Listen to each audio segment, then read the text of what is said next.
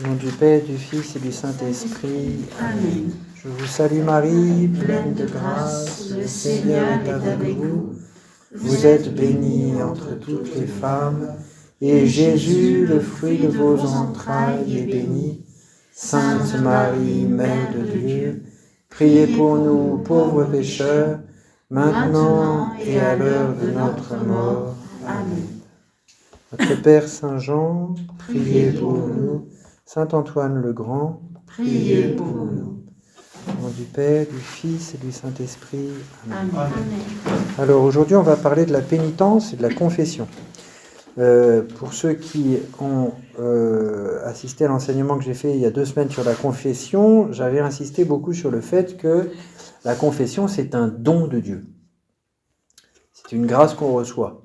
Alors que souvent, on insiste beaucoup sur l'aveu des péchés, la confession des péchés, et on se focalise beaucoup sur ce que nous, on doit dire, alors que, en fait, la partie principale du sacrement, même si l'aveu des péchés est bien sûr nécessaire, c'est l'absolution et la grâce qu'on reçoit de Dieu par l'absolution, et la rencontre de Dieu qu'on fait dans le sacrement.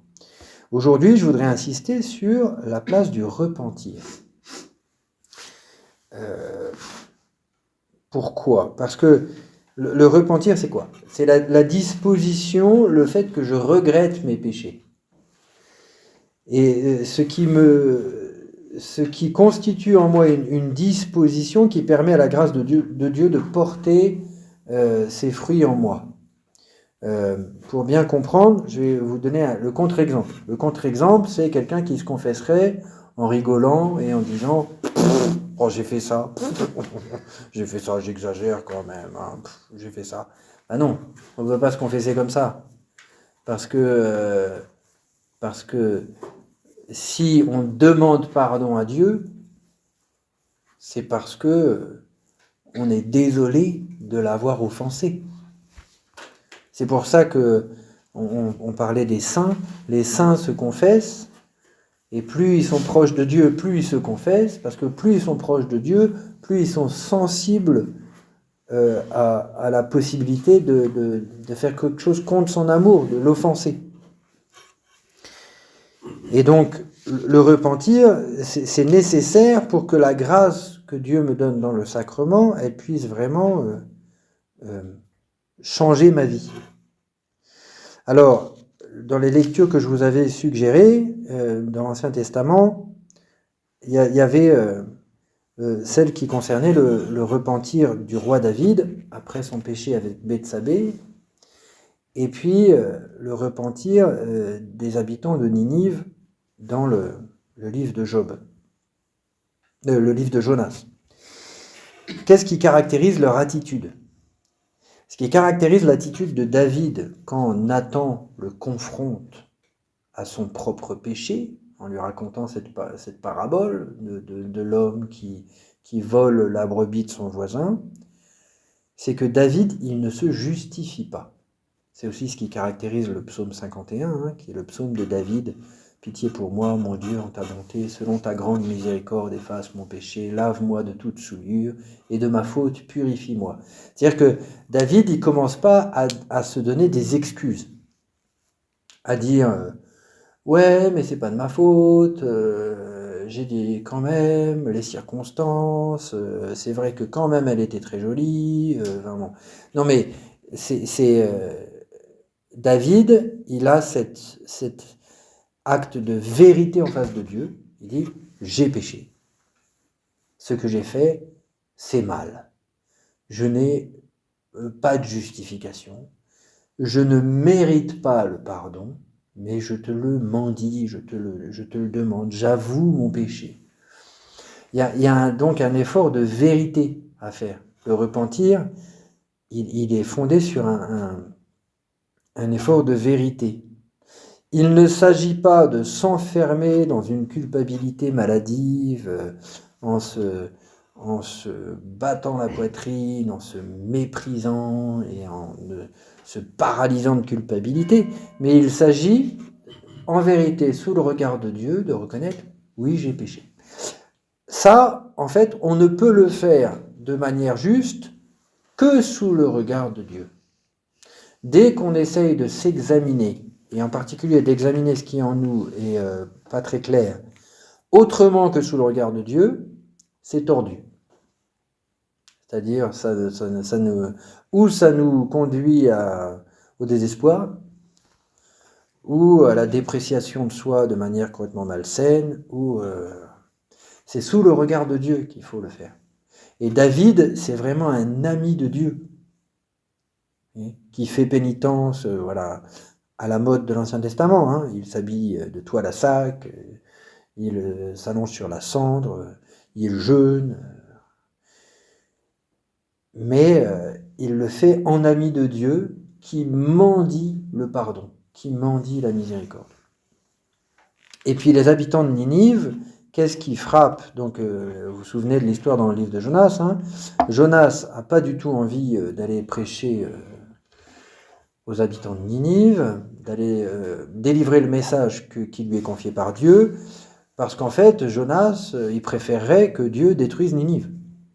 Jonas, il préférerait que Dieu fasse justice et leur règle leur compte, et comme ça, on n'en parle plus. En plus, Jonas, c'est un prophète, c'est un membre du peuple d'Israël, les habitants de Ninive, non. Donc, c'est pour ça que Jonas commence par désobéir. Dieu lui ordonne d'aller à Ninive, il va dans la direction opposée. Et puis, finalement, il y va. Mais le texte du prophète Jonas nous dit, Ninive, c'était une ville tellement grande qu'il fallait 3 jours pour la traverser, et lui, il ne prêche qu'une journée. En disant, encore 40 jours et Ninive sera détruite. C'est sommaire comme message, vous voyez.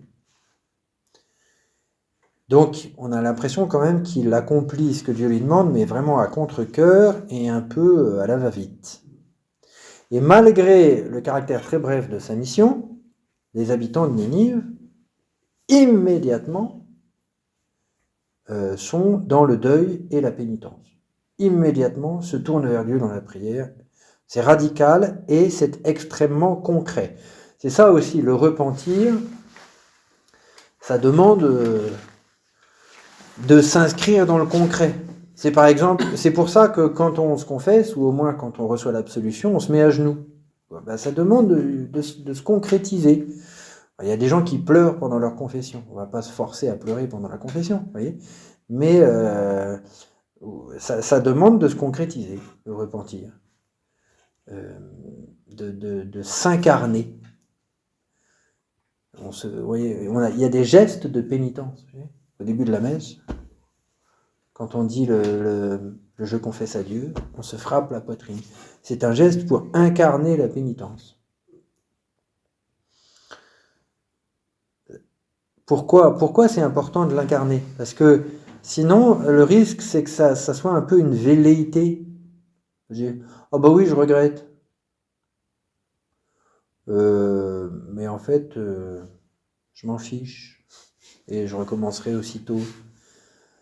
Non, je veux m'engager pour vraiment, avec l'aide de la grâce de Dieu, ne plus commettre ce péché. C'est d'ailleurs ce qu'on dit dans l'acte de contrition.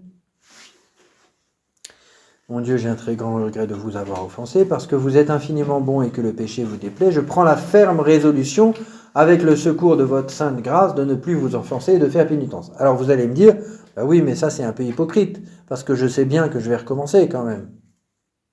Non, c'est pas hypocrite, c'est un acte de foi.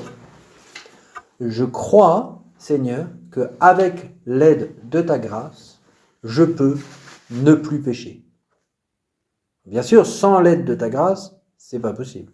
Mais je crois qu'avec l'aide de ta grâce, je peux ne plus pécher. Et donc, je promets de faire de mon mieux avec l'aide de ta grâce pour ne plus pécher.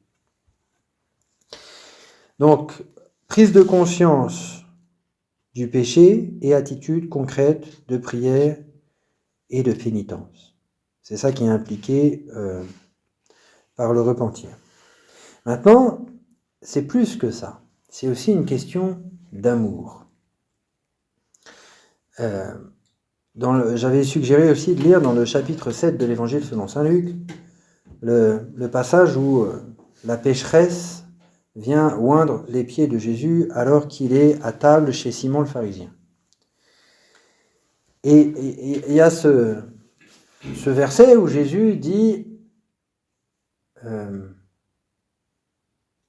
parce qu'elle a beaucoup aimé, ses péchés sont pardonnés, mais celui à qui on pardonne peu, il aime peu.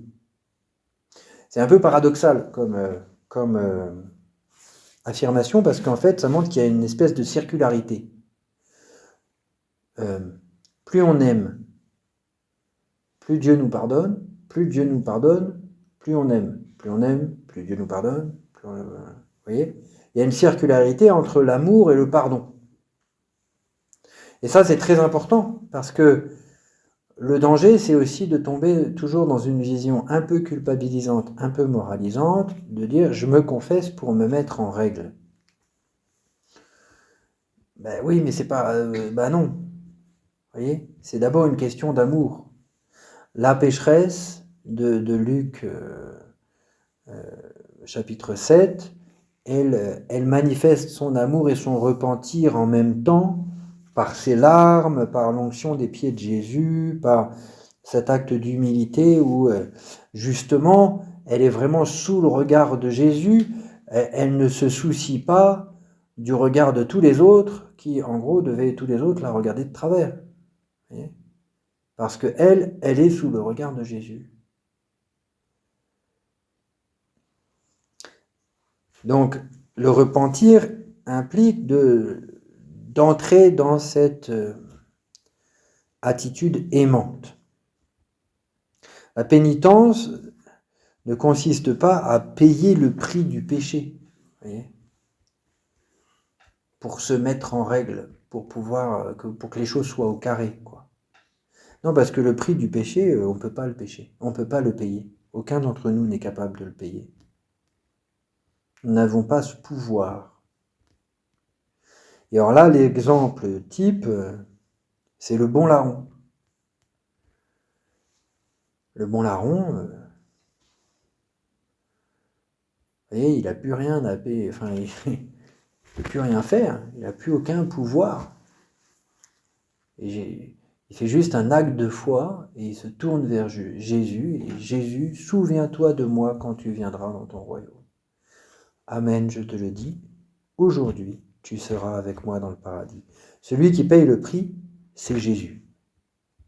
Et donc, la pénitence chrétienne, c'est s'unir à l'offrande de Jésus, qui est le seul qui peut payer le prix de notre péché, payer la dette du péché. C'est ça que ça veut dire d'ailleurs, rédemption. Le mot qui est utilisé dans l'évangile pour rédemption, l'acte de rédemption, c'était l'acte d'acheter un esclave pour l'affranchir. Et donc c'est ça que Jésus fait avec nous. Nous étions esclaves du péché, il paye la dette que nous devons à cause de notre péché pour nous libérer du péché. C'est ça qu'il fait pour nous. Cette dette que nous ne pouvons pas payer. L'Épître aux Hébreux nous montre bien que dans la Nouvelle Alliance, il n'y a qu'un seul sacrifice, le sacrifice de Jésus sur la croix. Tous les sacrifices que nous pouvons faire, ou les efforts de jeûne, pendant le carême, les résolutions qu'on prend, tout ça n'a aucune valeur si ce n'est pas un moyen pour nous de nous unir à l'unique sacrifice qui est le sacrifice de Jésus crucifié. Parce que nos efforts, nos sacrifices par eux-mêmes, ils ne servent à rien. Ils n'ont aucun pouvoir. Ils n'ont de pouvoir que dans la mesure où ils nous aident à nous offrir avec Jésus pour la gloire de Dieu et le salut du monde.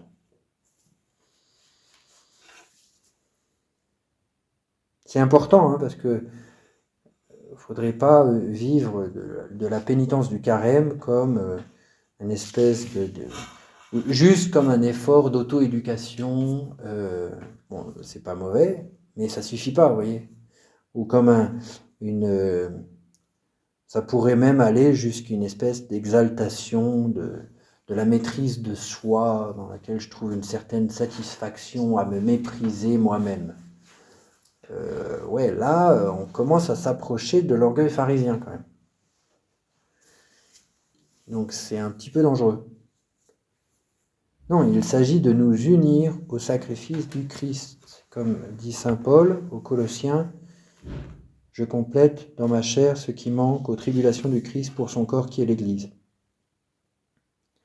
Alors, je disais, le repentir, c'est sous le regard de Dieu, et pas sous notre propre regard. Parce que c'est pas juste, je suis déçu de moi-même. Ça peut nous arriver. Hein. Je voulais faire le bien, j'ai pas réussi, et je suis trop déçu, je me trouve nul. Vous voyez ? Mais c'est pas ça le repentir. Le repentir, c'est sous le regard de Dieu, je reconnais, oui Seigneur, comme dit saint Paul, le bien que je veux faire, je ne l'ai pas fait. Je te demande pardon, mais c'est à lui que je m'adresse. Je ne suis pas dans une espèce de repli sur moi, en étant dans l'autodéception, ou en ayant pitié de moi-même et en perdant du temps avec ça, non, pas du tout. Le regard de Dieu sur nous, vécu dans la foi, nous permet de prendre conscience de notre péché, en vérité, mais sans nous enfermer dans une culpabilité paralysante ou une espèce de déception un peu bizarre. Et puis finalement, je suggérais de lire le chapitre 20 de l'Évangile selon saint Jean, qui est, au moment où Jésus apparaît à ses apôtres, après la résurrection, le moment où il leur donne le ministère du pardon. Recevez l'Esprit Saint, ceux à qui vous remettrez leurs péchés leur seront remis. Donc, c'est important ça, parce que c'est énorme. C'est énorme. Que, vous savez, Jésus lui-même, quand il pardonne les péchés dans l'Évangile, les gens disent, mais qui est-il ? Dieu seul peut pardonner les péchés. Et que Dieu ait délégué ses apôtres, et après eux donc les prêtres, pour qu'ils puissent accomplir cet acte sacramentellement en son nom, c'est un don extraordinaire de sa miséricorde. Jésus nous donne l'occasion, quand nous nous confessons, à travers le prêtre, quelque part, de le rencontrer lui et d'expérimenter que lui, Jésus, nous pardonne.